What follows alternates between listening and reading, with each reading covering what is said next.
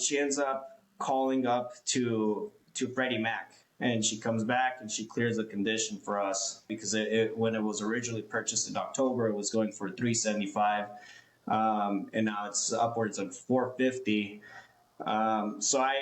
So when the underwriter reached out and stated that we have to actually provide substantial receipts or order an appraisal, in my mind, I'm thinking, well, we got to get this closed soon. We're already, in December 5th, that date was probably December 2nd, but we got to close by, the 19th, and the closing date is coming up soon. Everyone's working at half the speed, or a lot of the companies are right now. So we're depending on a lot of factors. Our priority is trying to close right now.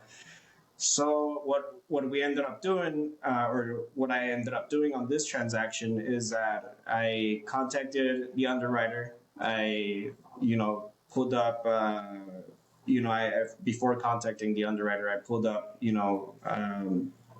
our AI software, and I asked, hey, help me find some guidelines that'll help us, battle this condition. I put it in the perspective that, look, when we did the PIW and pulled the automatic valuation for that property, it was coming up at 452, and that was back in October. It's now December.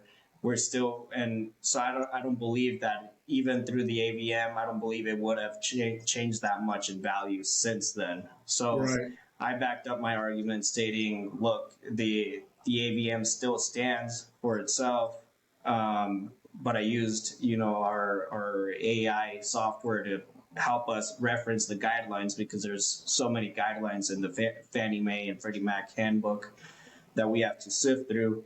But I needed something specific to back up my argument. I went back to the underwriter. I let them know, hey, this is what's going on. This is my argument. Can you please check to see if there's any way that we can override this condition, right? Requiring the receipts and invoices and whatnot, or an actual appraisal.